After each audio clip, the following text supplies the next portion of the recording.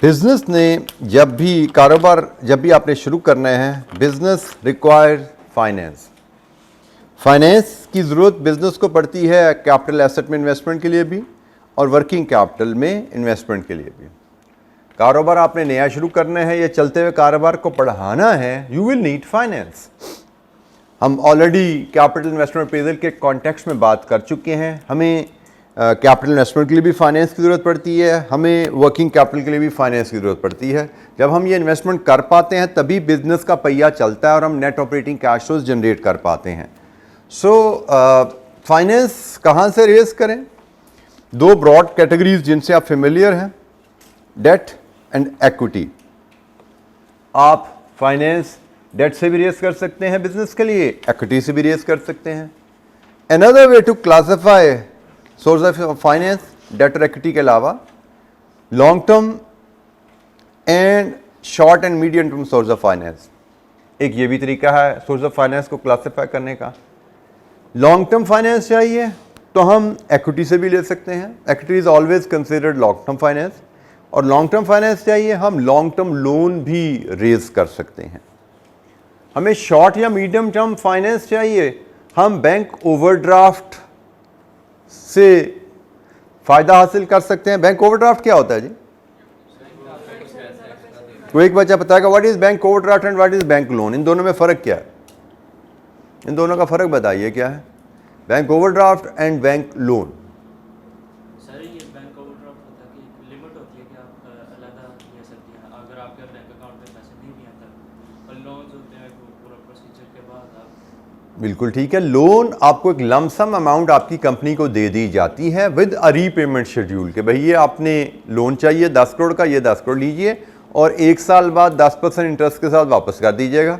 This is loan. Overdraft में companies को facility दी जाती है कि अगर कभी आपके पास पैसे की कमी हो आपके बैंक में और आपने कोई पेमेंट करनी है अपने सप्लायर को, तो आप हमारे बैंक से चेक इशू कर देना, हम आपको टेम्परेरी लोन दे देंगे। जब आपके पास पैसे आए आप बैंक में वापस जमा करा देना। बैंक लोन आपको दे दिया गया 1 साल के लिए कि भाई ये बड़ा लोन 1 साल बाद विद इंटरेस्ट वापस करना। ओवरड्राफ्ट जब चाहिए हो, जितनी देर के लिए चाहिए हो, up to a limit of 1 crore आप हमारे बैंक से निकलवा लेना। लिमिट दे दी गई 1 करोड़ की और कहा गया भाई जब चाहिए जितने चाहिए निकलवाना और जब नहीं चाहिए पैसे आ जाए वापस जमा करा देना। तो जितनी देर के लिए जितनी अमाउंट आपने बोरो की होगी सिर्फ उसी पे फाइनेंस कॉस्ट चार्ज किया जाता है। बैंक लोन में जो अमाउंट आपको दे दी गई 10 मिलियन, पूरा साल उसी पे इंटरेस्ट चार्ज होगा। ओवरड्राफ्ट में कभी आपने 5 लाख निकलवाए हैं 10 दिन के लिए तो उस पर चार्ज होगा, कभी आपने 2 मिलियन निकलवाए हैं 20 दिन के लिए उस पर चार्ज होगा, कभी आपने 4 मिलियन निकलवाया 6 दिन के लिए तो सिर्फ उसी अमाउंट पे इंटरेस्ट चार्ज होगा। जैसे ही पैसे वापस आए अब जमा करा देना, लोन सेटल हो जाता है। ओवरड्राफ्ट की फैसिलिटी है। शॉर्ट टर्म मीडियम टर्म की बात करें, बैंक लोन की फैसिलिटी है, ट्रेड क्रेडिट है, लीजिंग है। ये आपकी short and medium term finances के सोर्सेज हैं। पैसे जी ट्रेड क्रेडिट बेटा सप्लायर से जो आप माल उधार पे लेते हो ना, एक तरीका है आप सप्लायर को बैंक से पैसा लो, सप्लायर को पेमेंट करके रॉ मटेरियल खरीदो। दूसरा तरीका है कि सप्लायर से को जी 2 महीने का उधार दे दो, हम पैसे 2 महीने बाद देंगे, तो ट्रेड क्रेडिट जी। उधार पे सप्लायर से चीज़ें खरीदना, trade credit. Short term source of finance.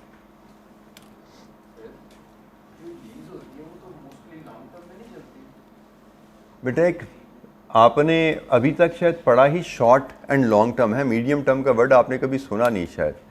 Lease is considered as medium term. Normally आपने जो फाइनेंशियल अकाउंटिंग में टर्म पढ़ी हुई है कि जी शॉर्ट टर्म होता है और एक लॉन्ग टर्म होता है। शॉर्ट टर्म है 1 साल तक जिसकी मैच्योरिटी है और लॉन्ग टर्म है जिसकी मैच्योरिटी 1 साल से ज़्यादा है। फाइनेंशियल मैनेजमेंट में हम एक मीडियम टर्म की टर्म भी यूज़ करते हैं क्योंकि यहाँ पे हम उसका बैलेंस शीट छोटी बना रहे होते हैं।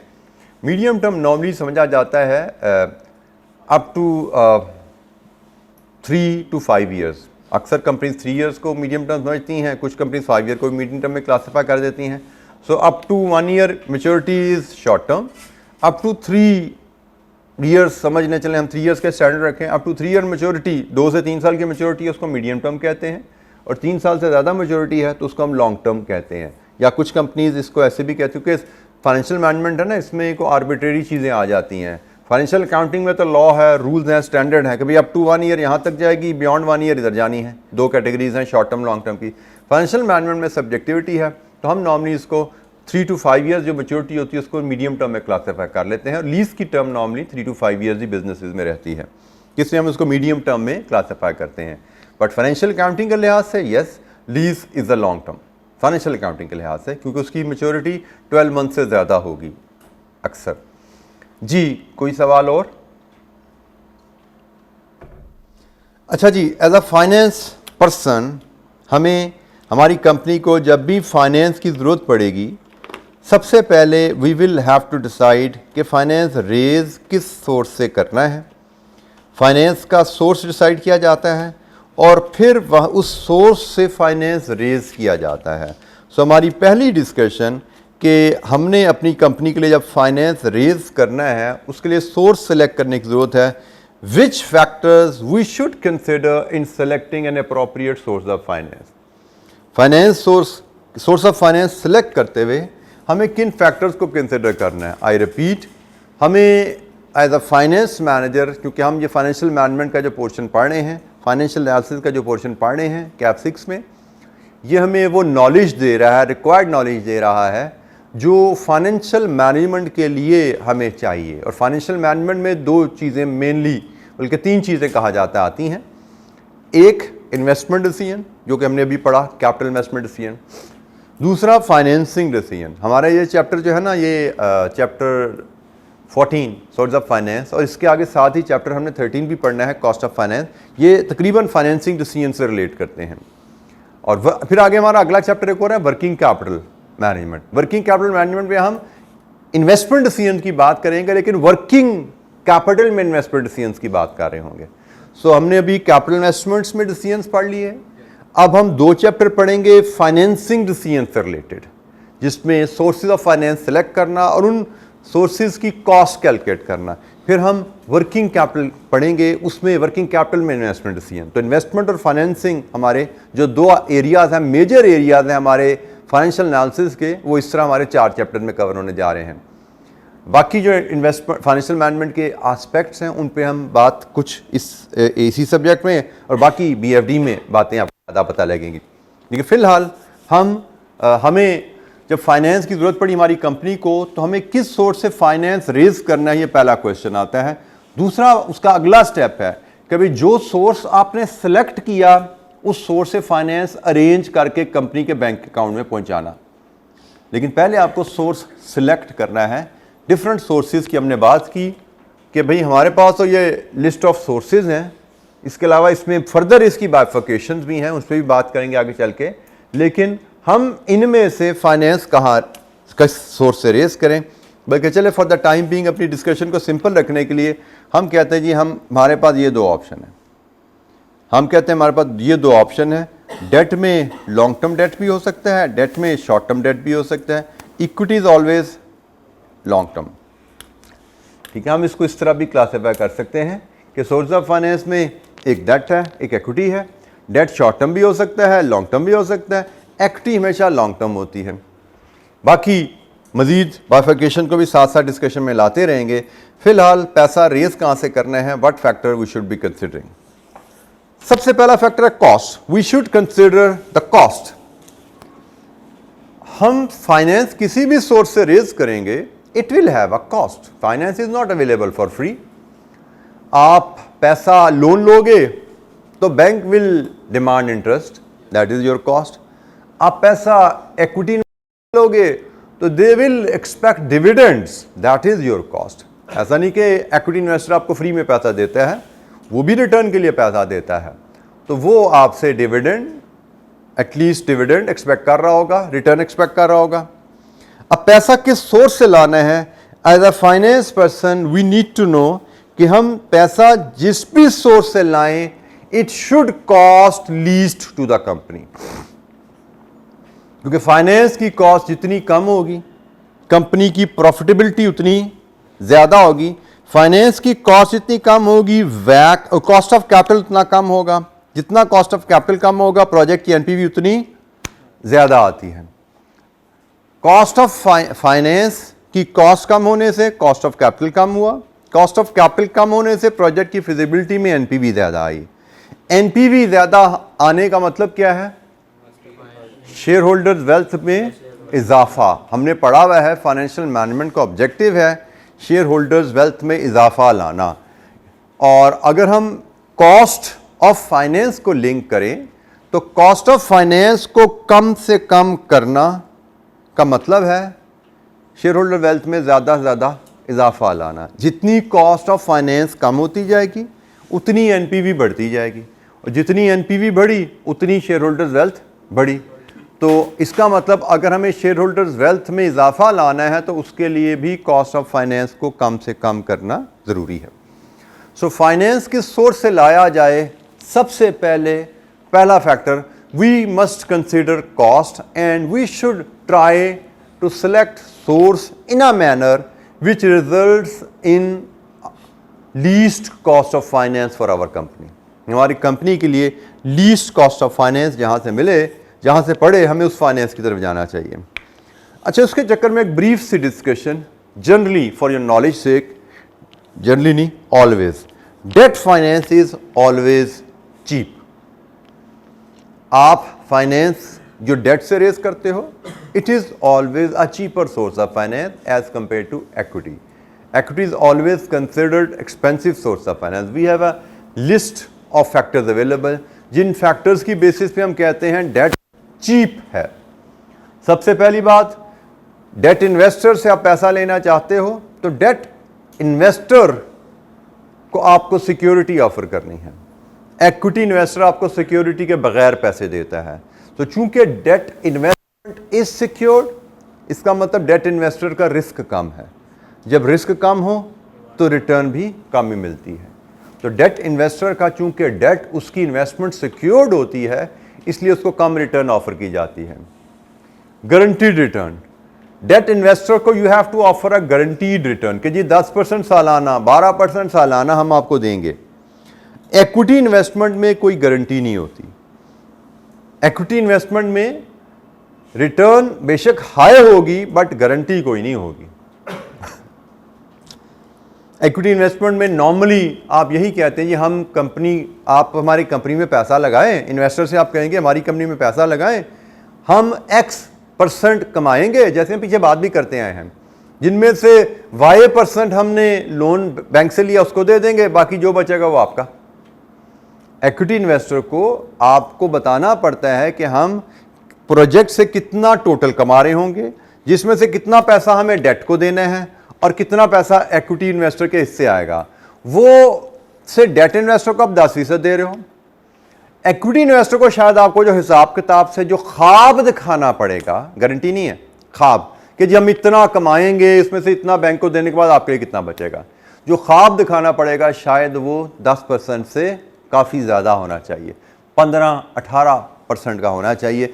अदरवाइज इक्विटी इन्वेस्टर को यही, अभी मुझे गारंटी भी कोई नहीं है, मेरा पैसा भी सिक्योर नहीं है, और मुझे जब ख्वाब दिखा रहे हैं वो भी डेट इन्वेस्टर से भी कम, तो फिर मैं डेट इन्वेस्टमेंट क्यों ना कर दूं, मैं इक्विटी में हिस्सा क्यों लूं? इक्विटी में हिस्सा लेने का तो मतलब ही यही होता है कि मैं कंपनी के ऑनर में से बन गया, और जब मैं कंपनी के ऑनर्स में से बन जाऊंगा तो मुझे कंपनी के नफ़ा नुकसान दोनों की जिम्मेदारी आएगी। तो नफ़ा नुकसान की जिम्मेदारी दोनों की उठा रहा हूं, तो मुझे रिस्क लेने की सूरत में फिर फ़ायदा भी तो ज़्यादा मिलना चाहिए ना। डेट इन्वेस्टर सिर्फ आपसे गारंटीड रिटर्न ले रहा है, वो कम रिटर्न से खुश हो जाता है। इक्विटी इन्वेस्टर चूंकि गारंटीड रिटर्न नहीं ले रहा, उसका रिस्क ज़्यादा है, high risk high reward. Debt की फिक्स मैच्योरिटी होती है। ये बेसिकली सारे फैक्टर्स जो ये बता रहे हैं कि डेट इज़ लो रिस्क, ये सारे फैक्टर्स हमें बता रहे हैं डेट इज़ लो रिस्क। ये तीनों फैक्टर की मैं बात करूं, डेट इज़ लो रिस्क और लो रिस्क इन्वेस्टमेंट है, तो investor is happy with the low return, जिसके हम कहते हैं debt is generally cheap. Debt की फिक्स मैच्योरिटी भी है जी, कंपनी जब डेट रेज करती है तो साथ रीपेमेंट का प्रॉमिस भी करती है, जी फलानी डेट को पैसा भी वापस करेंगे। इक्विटी में कोई रीपेमेंट होती है? The answer is no, equity is permanent. Company ने इक्विटी रेज की, अब कारोबार जब तक चलता रहेगा तब तक कंपनी के पास है, कंपनी लिक्विडेशन में जाएगी तो इक्विटी वापस होगी। हाँ, फ्यूचर प्रॉफिट्स पाएंगे, उसमें से रिटर्न मिलते आपको, लेकिन जो असल ज़र कंपनी को इक्विटी की सूरत में दे दिया गया वो वापस आपको कंपनी की लिक्विडेशन पे ही मिलना होता है। सो फिक्स मैच्योरिटी है डेट की, इसलिए भी डेट सस्ता होता है। और आखिरी फ़ायदा जो हमने यहाँ पे लिखा कि डेट पे जो आप इंटरेस्ट पे करते हो दैट इज़ टैक्स अलाउबल, उस पर टैक्स सेविंग मिलती है। आल्दो हम उसको कॉस्ट ऑफ फाइनेंस में कैटर कर रहे हैं, बट डेट के इंटरेस्ट पे टैक्स सेविंग है। इक्विटी से फाइनेंस रेज करो, डिविडेंड देना पड़ेगा, हाई रेट पे देना पड़ेगा, और डिविडेंड भी देना है और वो टैक्स अलाउबल भी नहीं है, उस पर टैक्स सेविंग भी नहीं मिलनी। तो these are the few factors जिसकी वजह से हम कहते हैं कि डेट इज चीप। हमें कॉस्ट ऑफ फाइनेंस कंसिडर करना है, और कॉस्ट ऑफ फाइनेंस के एंगल से देखा है तो debt is cheap source of finance, equity is expensive source of finance. But this is not the only factor by the way जिसको हमें कंसिडर करना है। There is a long list of factors जिसमें से 5-6 तो आपके सामने आ रहे हैं। This is one of the key factors जो कि हमें कंसिडर करना चाहिए। जी कोई सवाल? फाइनेंस किस सोर्स से लाना है? We must consider cost of finance before we finalise the source.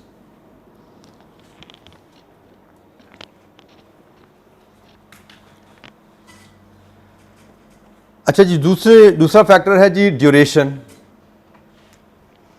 Finance किस सोर्स से रेज करना है ये काफ़ी हद तक डिपेंडेंट रहेगा कि आपको फाइनेंस चाहिए कितनी ड्यूरेशन के लिए, duration for which finance is required.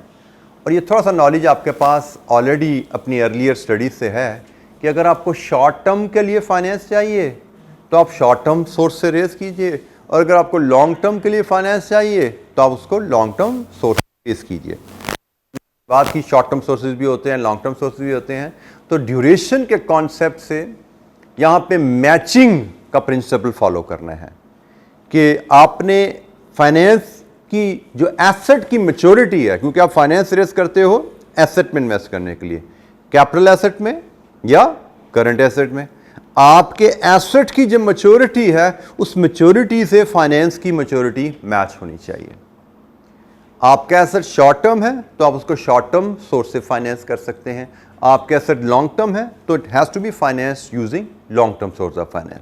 अच्छा, ड्यूरेशन ऑफ फाइनेंस इसलिए भी ज़रूरी है, उसके मल्टीपल रीजंस हैं। एक, कॉस्ट। आपको पैसा शॉर्ट टर्म के लिए चाहिए, मतलब 1 साल के लिए पैसा चाहिए आपको, और आप लॉन्ग टर्म फाइनेंस रेज कर लेते हो, 5 साल का लोन ले लेते हो, तो issue is generally long term finance is expensive. आपको 1 साल के लिए पैसा चाहिए था जो आपको 10% सालाना पे मिल सकता था, आपने मिसमैच किया, आपने 3 साल मैच्योरिटी का लोन रेज कर लिया, कोई यार साल बाद फिर जरूरत पड़ जाएगी, ले लेते हैं, ज़्यादा देर के लिए ले लेते हैं पैसा। आपने 3 साल मैच्योरिटी का लोन ले लिया तो 1 साल मैच्योरिटी का लोन आपको 10% पे मिल सकता था, 3 साल का लोन आपको शायद 12% पे मिला। Long term loans are generally expensive. एक तो ये वजह है जिसके से हमें जितनी ड्यूरेशन के लिए पैसा चाहिए उसके हिसाब से लोन की ड्यूरेशन, फाइनेंस की ड्यूरेशन सेलेक्ट करनी है। अनदर रीज़न, आपको पैसा चाहिए कैपिटल एसेट के लिए, आपको पैसा चाहिए कैपिटल एसेट के लिए जो कि 5 साल तक चलना है आपका, मतलब आपने मशीनरी लेनी है जिसने 5 साल तक चलना है, और आप बैंक के पास गए, बैंक ने कहा जी लॉन्ग टर्म तो 15% पे मिलेगा 5 साल का लोन। आपने पूछा कि शॉर्ट टर्म, उसने कहा शॉर्ट टर्म 12% पे है, आपने कहा मुझे शॉर्ट टर्म ही दे दो। अब शॉर्ट टर्म लोन की नेचर क्या होती है? नॉर्मली इसकी जो मैच्योरिटी होती है अप टू 1 ईयर होती है। आपने शॉर्ट टर्म लोन ले लिया बैंक से इस उम्मीद पे कि साल बाद उससे कहूँगा भाई लोन मेरा रिन्यू कर दे, इसकी मैच्योरिटी 2 साल कर दे, इंटरेस्ट ले लो मुझसे 1 साल का और इसकी मैच्योरिटी 2 साल कर दो। नॉर्मली कंपनीज ऐसा करती हैं, कंपनीज ऐसा करती हैं कि शॉर्ट टर्म लोन लेती हैं और उसकी मैच्योरिटी भी एक्सटेंड करवा लेती हैं, लेकिन ऐसा कंपनीज करती हैं करंट एसेट की फाइनेंसिंग के लिए, क्योंकि हमने पढ़ा कि हमें मैचिंग प्रिंसिपल के तहत फाइनेंसिंग लेनी है।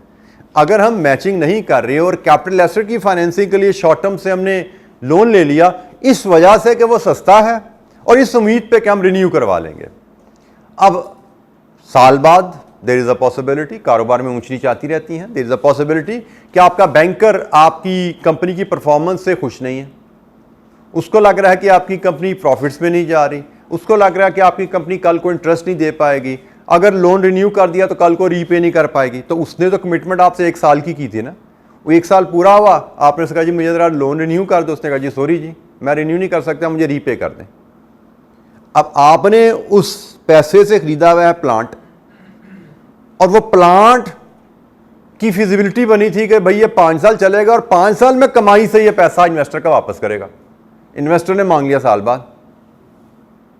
अगर आपने मैचिंग नहीं की हुई एसेट्स की मैच्योरिटी को फाइनेंस की मैच्योरिटी के साथ, तो ये मिसमैच कारोबार के गोइंग कंसर्न पे, उसके चलने पे एक क्वेश्चन मार्क डाल देता है। इस केस में आपने पैसा लगाया बैंक से लेके एक ऐसे एसेट में जिसने 5 साल में कमा के पूरा करना है, बैंक ने साल बाद मांग लिया, तो अब आपकी पोजीशन काफ़ी ख़राब होगी। का इमीडिएटली कहीं से आपको सपोर्ट मिल जाएगी तो आप बचोगे, अदरवाइज आपको अपना प्लांट बंद करके बेच के पैसे वापस करने को बंदोबस्त करना पड़ेगा, और उसमें बहुत ज़्यादा नुकसान होने का अंदेशा होता है। चलते कारोबार से चीज़ उठा के बेचना बहुत ज़्यादा नुकसान होने का अंदेशा है। इसलिए हम कहते हैं ड्यूरेशन कंसिडर करनी है। एक फाइनेंस की रिक्वायरमेंट और उसकी फाइनेंस के सोर्स की मैच्योरिटी मैच होनी चाहिए, और ये इसलिए भी ज़रूरी, एक तो मैच्योरिटी नीड के हिसाब से, दूसरा कॉस्ट के लिहाज से। इन दोनों चीज़ों के लिहाज से इसकी कॉस्ट की मैच्योरिटी रिक्वायर्ड है। मैचिंग होनी चाहिए कॉस्ट के पॉइंट ऑफ व्यू से भी। जी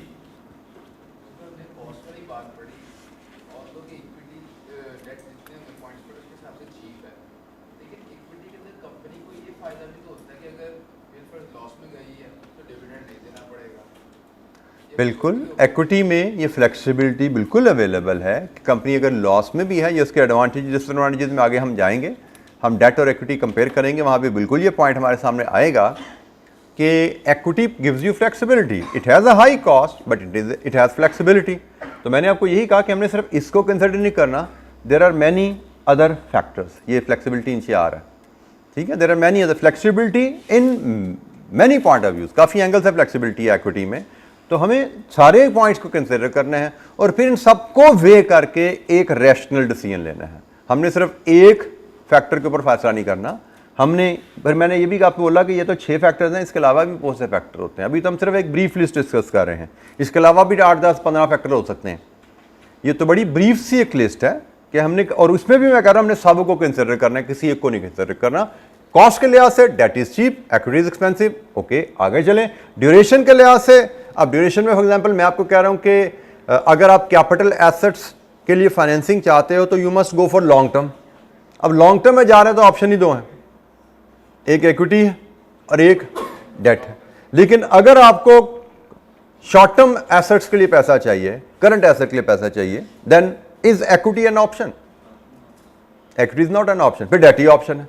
तो हम डिफरेंट फैक्टर को कंसिडर करेंगे, उसके बाद हम बेस्ट चूज करेंगे, और ये डिस्कशन हमारी चलती रहेगी आगे भी। रीपेमेंट हमें ये भी कंसिडर करना है भाई कि भाई अगर डेट ले लिया तो रीपे भी करना पड़ेगा, हमें ये फाइनेंस रेज करते हुए कंसिडर करना है। अगर तो हमें लगता है कि हम फाइनेंस की रीपेमेंट अरेंज कर पाएंगे ड्यू टाइम में, only then we should go for debt. अगर हमें लग रहा है रीपेमेंट में हमारा कारोबार में पैसा जिसमें लग रहा है उसमें पैसा वापस आने में कई साल लग जाने हैं, 10 साल 12 साल, या अनसर्टेनिटी है, ऊंच नीच हो सकती है, तो उस केस में डेट इज नॉट रिकमेंडेड। बेशक डेट चीप है, लेकिन रीपेमेंट के फैक्टर को आपने फाइनेंस रेज करने से पहले जरूर कंसिडर करना है।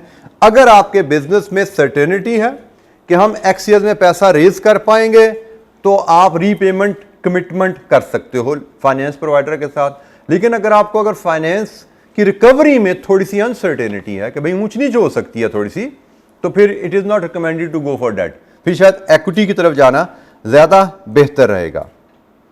क्योंकि डेट ड्यू हुआ, आपने रीपे ना किया तो कंपनी लिक्विडेट हो जाती है, क्योंकि लेंडर आपका कोर्ट में चला जाता है, जी मेरा इसने लोन देना था ड्यू डेट पे दे नहीं रहा, या आपने उसको कोई एसेट दिया होगा सिक्योरिटी में, कोई बिल्डिंग रखवाई होगी फैक्ट्री की, वो बेच देगा आपकी अमाउंट रिकवर करने के लिए, तो भी बिजनेस आपका, उसकी गोइंग कंसर्न जो है चलना उसका मुश्किल हो जाएगा, डूब जाएगा। अगर वो कोर्ट में चला गया तो भी बिजनेस डूब जाएगा। फ्लेक्सिबिलिटी, इस पे हमने थोड़ी सी बात कर ली। इक्विटी इन्वेस्टर को जो आपने रिटर्न देनी है वो फ्लेक्सिबिलिटी आपको देती है, भाई जब प्रॉफिट होंगे दे देना, जब लॉस है तो देना ज़रूरी नहीं है। डेट इन्वेस्टर के साथ ऐसा मसला नहीं है, प्रॉफिट है लॉस है आपको इंटरेस्ट पे करना ही करना है। ड्यू डेट आ गई, रीपेमेंट करनी है।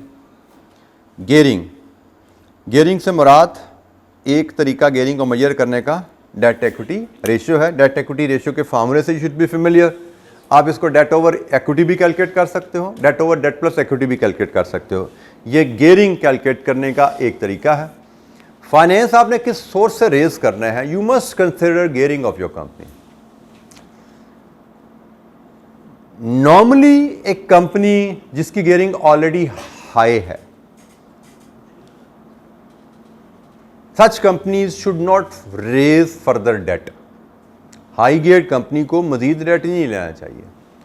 अब यहाँ पे क्वेश्चन आ जाते जी हाई गियरिंग से मुराद क्या जी, तो उसके लिए स्टैंडर्ड लिया जाता है इंडस्ट्री एवरेज। फॉर एग्जांपल आप टेक्सटाइल मिल में हो, आप देखो टेक्सटाइल सेक्टर में एवरेज गियरिंग क्या है, तो जो टेक्सटाइल सेक्टर की एवरेज गियरिंग है that should be taken as the benchmark. अगर आपकी गियरिंग कंपनी की ऑलरेडी उसी लेवल पे है या उससे ऊपर है, इसका मतलब आपकी कंपनी को फर्दर डेट रेज नहीं करना चाहिए। हाँ, अगर आपकी गियरिंग कंपनी की गियरिंग इंडस्ट्री की एवरेज गियरिंग से कम है, it means you can afford to raise debt. Companies को फाइनेंस किस सोर्स से रेज करना है, gearing should be considered. High gearing is generally considered dangerous for the companies. High gearing, generally shareholders, they don't like it, they dislike it. Why high gearing will become dangerous for any company? तो बताएगा, can anyone think of the reason? ये बेटा जब liquidate होती है company सबसे पहले अपने क्रेडिटर्स को पे किया जाता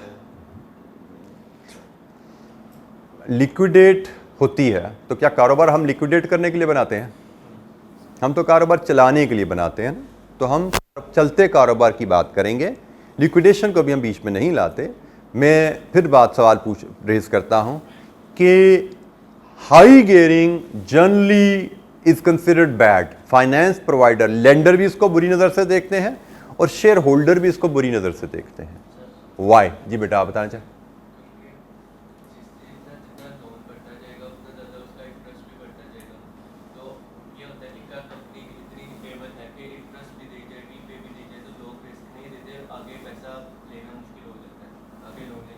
बिल्कुल ठीक है जी। आप कोई और बच्चा कोई और फैक्टर ऐड करना चाहिए बेटा? सर हमें जो गियरिंग रेशियो देखेंगे debt to debt plus equity, तो उसमें हम देखेंगे कि जो हमारा डेट है, मतलब हाई रेशियो तभी आएगी जब हमारे डेट ज़्यादा होगा, हमारे डेट और इक्विटी को मिलाकर। तो हम देखेंगे हमारा इक्विटी ज़्यादा हो रहा है या फिर हमारा डेट ज़्यादा है। बेटा मेरा क्वेश्चन था why high gearing is considered bad, why high gearing is risky. High gearing का मतलब तो ठीक है कि जब डेट का proportion in as compare to equity बढ़ता जाएगा, गियरिंग बढ़ती जाएगी। But my question is why it is considered bad, why it is dangerous for any company. आपके साथी ने काफ़ी फैक्टर्स राइटली आइडेंटिफाई किए, मेरे जहन में था कोई और बच्चा कोई बेहतर अंदाज में नहीं में कोई वैल्यू ऐड कर सकता जी। प्रॉफिट्स का एक बहुत ज़्यादा जैसा प्रोपोर्शनेट है वो फाइनेंस कॉस्ट के जरिए से निकल जाता है। प्रॉफिट का बहुत ज़्यादा पोर्शन फाइनेंस कॉस्ट से जाता है। तो बेटा बेसिकली डेट प्रोवाइडर ने भी तो कारोबार में इन्वेस्टमेंट की हुई है ना, तो कारोबार में इन्वेस्टमेंट की हुई है तो कारोबार के प्रॉफिट में उसका हिस्सा जितनी इन्वेस्टमेंट है उस हिसाब से ही निकलेगा। तो वो तो शायद बात सेकेंडरी है। हम इसको, मुझे लगता है आपके साथी ने जो बात की उसी को मैं थोड़ा एलैबोरेट करता हूँ। हाई गियरिंग रिस्की क्यों है? हाई गियरिंग, जितना ज़्यादा आपका डेट है उतना सालाना इंटरेस्ट आपको पे करना है, अमाउंट एब्सोल्यूट टर्म में। जितना ज़्यादा आपका डेट है उतनी ज़्यादा आपकी एब्सोल्यूट वैल्यू में रीपेमेंट की किस्तें बनेगी। रीपेमेंट भी आएगी ना साथ साथ, डेट लिया तो रीपेमेंट भी आनी है। तो higher gearing means higher payment commitments, interest भी सालाना देना है और ड्यू डेट पे किस्तें भी पे करनी है। अब बिजनेस में आप अपनी कमिटमेंट जितनी ज़्यादा फिक्स्ड ज़्यादा कर देते हो उतना ज़्यादा आपको रिस्क का सामना है, क्योंकि बिजनेस में कभी भी रिटर्न गारंटीड तो नहीं होती ना, प्रॉफिट्स कभी भी गारंटीड नहीं होते। आपने इंटरेस्ट पे करना है, वो भी फ्यूचर के प्रॉफिट्स में से पे करना है। आपने लोन की किस्तें पे करनी है, वो भी फ्यूचर के प्रॉफिट्स में से ही पे करनी है। जो फ्यूचर में रिटर्न है उसी से पे करनी है। तो प्रॉफिट में तो ऊंच नीच आती रहती है। अगर आपकी कमिटमेंट बहुत ज्यादा है तो थोड़ी सी ऊंच नीच से आप वो कमिटमेंट मीट नहीं कर पाओगे। फॉर एग्जाम्पल, आपके कंपनी के, I am just assuming data, profit before interest and tax 100 है और आपका इंटरेस्ट इस कंपनी ने पे करना है से 10। एक और कंपनी है, बिल्कुल सिमिलर कंपनी है, प्रॉफिट उसका भी 100 है लेकिन उसने इंटरेस्ट पे करना है 50। अब इस कंपनी के प्रॉफिट्स में 90% कमी भी आ जाएगी ना, तो भी ये लॉस में नहीं जाती, 0 पे आएगी। ऐसा ही है, इसके प्रॉफिट में 90%, ये profit for interest and tax कहां से आता है? Sale less cost of sale less operating expenses, ठीक है ना। ऑपरेटिंग एक्सपेंसेस निकाले हैं उसने। कारोबार में जितनी कमी आएगी पीबीआईटी कम होता जाएगा, कारोबार जितना डाउन जाएगा पीबीआईटी कम होता जाएगा। इस कंपनी का प्रॉफिट 90% भी डाउन आया ना तो ये लॉस में नहीं गई, अभी 0 पे है। मतलब ये अपनी कमिटमेंट पूरी कर पा रही है फाइनेंस की। इस कंपनी के 51% का भी टिप आ गया ना इसके बिजनेस में, तो ये कंपनी लॉस में चलेगी। ये कमिटमेंट नहीं पूरा कर पा रही। So this is the risk कि भाई कारोबार में ऊंच नीच आती रहती है।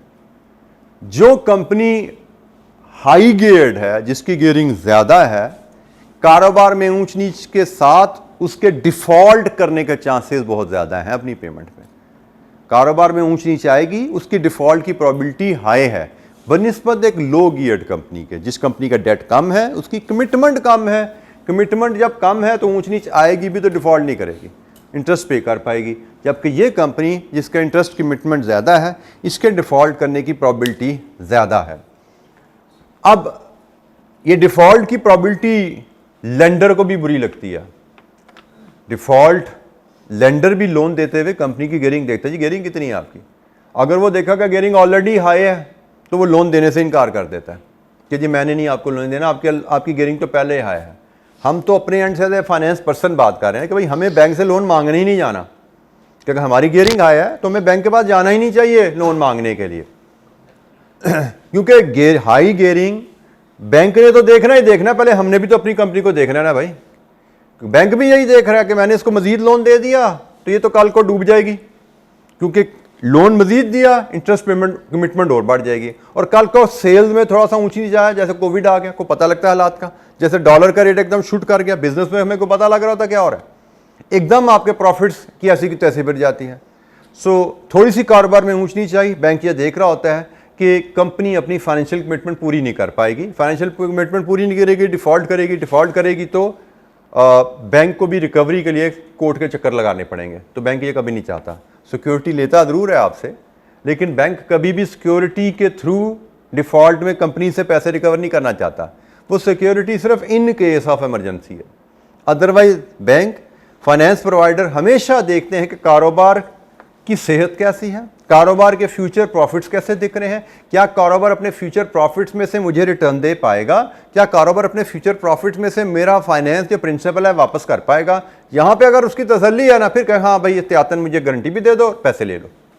लेकिन अगर उसको तसल्ली ही नहीं है कारोबार की प्रॉफिटेबिलिटी पे, उसको ये यकीन ही नहीं है कि कारोबार चल के अपने प्रॉफिट से रिटर्न उसकी और उसका असल दर वापस कर पाएगा, सिक्योरिटी में बेशक वो सोने की ईंटें भी रखवाना चाहे ना कंपनी, बैंक लोन नहीं देता। क्योंकि बैंक का काम डिफॉल्ट किए हुए डूबे हुए पैसे को रिकवर करना नहीं होता। बैंक का काम होता है कि ऐसी कंपनी को पैसा दे जहां पे पैसा डूबे ही ना। बैंक नहीं, हर फाइनेंसर का काम यही है, वो इक्विटी इन्वेस्टर है या डेट इन्वेस्टर है, उनकी अप्रोच यही होती है कि हम ऐसी कंपनी को पैसा दें जो प्रॉफिटेबल हो और लो रिस्क हो। हाई गियरिंग के साथ रिस्क हाई हो जाता है, सो हमें कंसिडर करना है इस चीज़ को। बेटा मैंने यही कहा ना, दोनों के अपने अपने प्लस माइनस हैं, दोनों के अपने अपने प्लस माइनस हैं। आपको दोनों को वैसे एक चीज़ तो यहाँ पे वो भी बताना ज़रूरी है कि डेट तो हमारा इस्लाम पॉइंट ऑफ व्यू से वैसे ही हराम है ना, वो भी ये वाला डेट। आल्दो अब इस्लामिक बैंकिंग भी मार्केट में आ रही है, हमारे सिलेबस में भी इसमें हम इस्लामिक सोर्स ऑफ फाइनेंस भी थोड़ा सा पढ़ेंगे और Islamic source of debt finance का भी थोड़ा सा जिक्र आएगा हमारे सामने। तो जो ट्रेडिशनल बैंकिंग का जो डेट है वो तो टोटली हमारे मज़हब के लिहाज से टोटली हराम है, उसकी भी हम रीज़न पढ़ेंगे क्यों हराम है, अक्सर हमें बच्चों को पता नहीं होता। तो गुड थिंग हमारे सिलेबस में वो चीज़ें शामिल हो चुकी हैं, उनकी भी हम देख रहे होंगे। बट हम सिर्फ अगर डेट की बात करें, डेट वर्सेस इक्विटी, तो दोनों के अपने प्लसेस माइनसेस हैं। हम यहाँ पे देख रहे हैं ये डेट का फ़ायदा है, ये इक्विटी का फ़ायदा है, ये भी डेट के नुकसान की बात हो रही है यहाँ पे। तो दोनों के अपने अपने फ़ायदे या नुकसान हैं और हमें फाइनली सब पॉइंट्स को कंसिडर करके एक बैलेंस डिसीजन लेना होता है।